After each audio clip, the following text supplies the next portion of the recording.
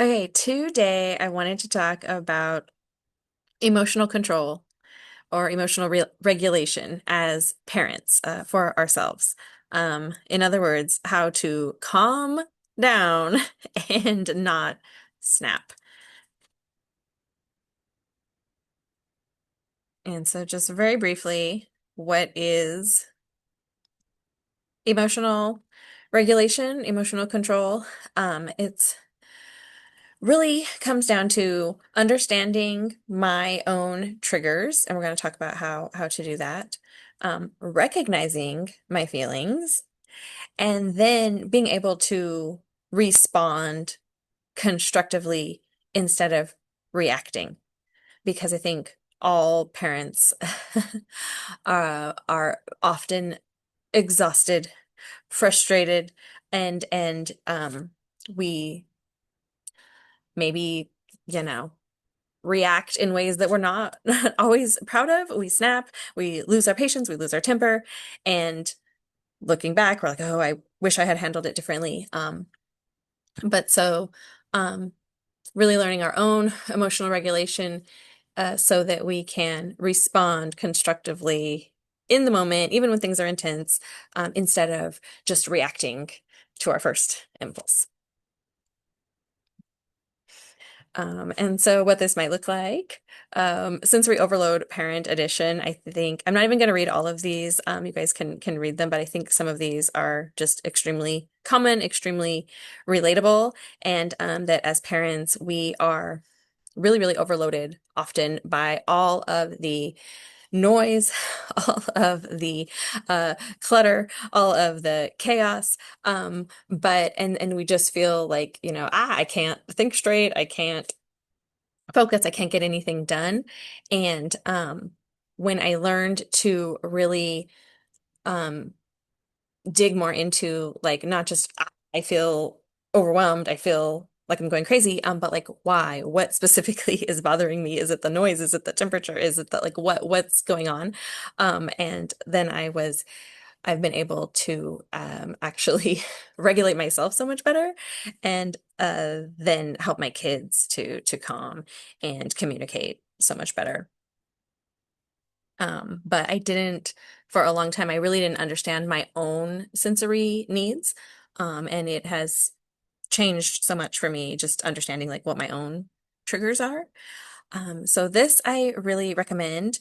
And this is at therapyinanutshell.com. And I put the link in the chat, or if you're watching the recording, the link will be down below. But it's a sensory self-assessment. And I know many of you might have like assessment fatigue because because we've filled out like endless evaluations for our kids. And but so I want to reassure you, this is only 1 page long. The assessment is only 1 page. It's very short. And then there's also just 1 page of suggestions and things that you can do to really help.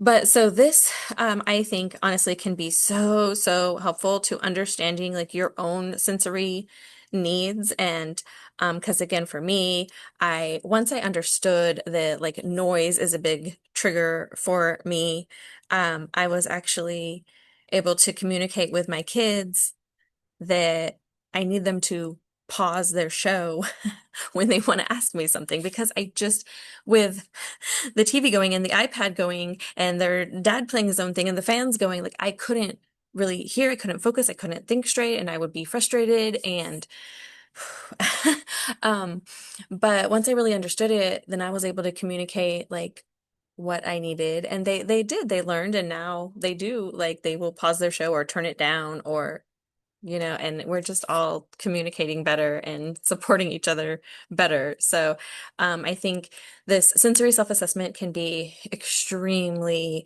helpful. That's just one example, but this is going to cover so many other things.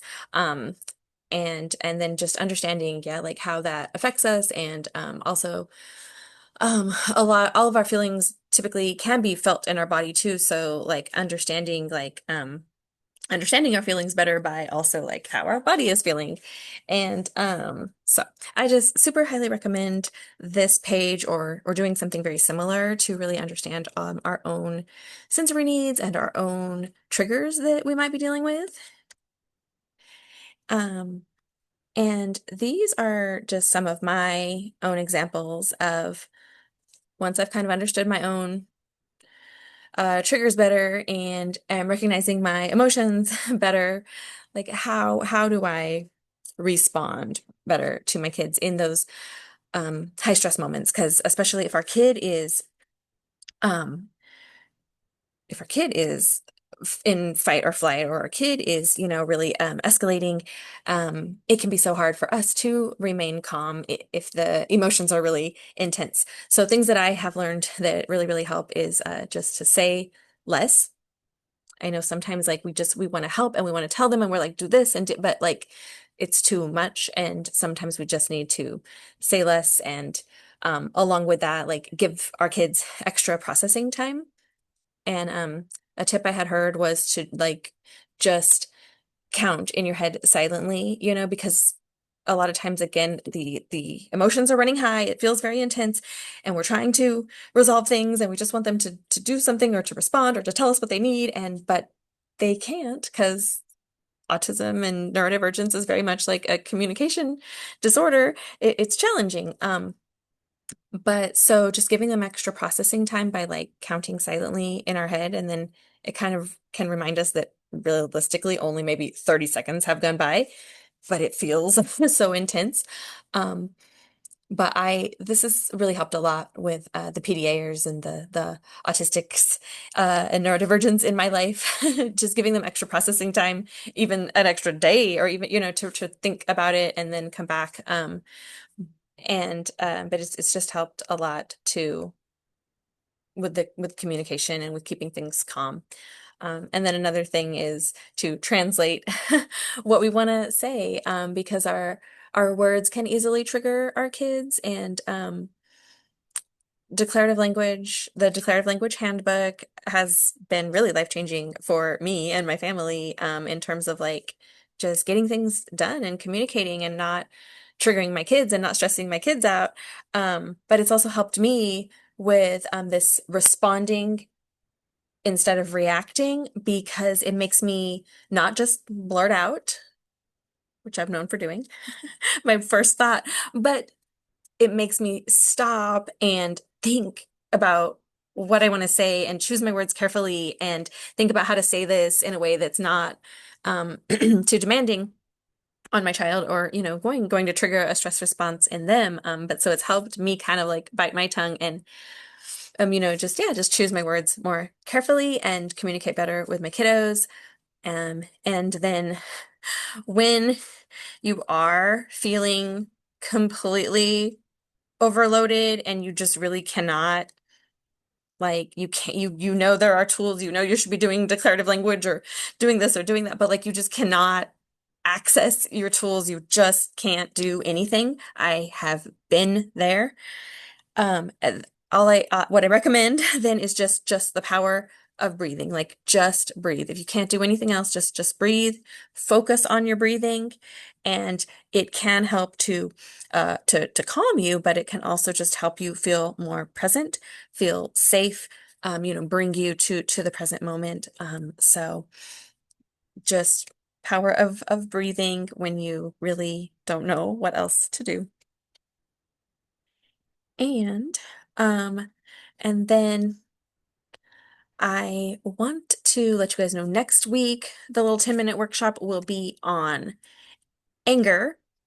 And then in the next month we will also be doing more quick workshops on declarative language and like how to do it, and like the pitfalls of it if you have tried it and it's not working. And so I am yeah, just excited for those next upcoming workshops as well. I think that we talked about emotional regulation today, which again can be for, all the emotions, worry and sadness and everything. But I really want to dig into anger specifically next week, because I think that a lot of parents do feel anger, and it is a normal uh emotion, but we feel like we shouldn't feel it and we have to stuff it down and we have to repress it. But anger can be is normal and can be motivating. And so I really want to talk about that with you guys next more next week. And then, as always, I just want to thank you guys for taking, or tell you thank you, and to tell you I'm proud of you for taking this little bit of time for yourself today. So, thank you so much for being here.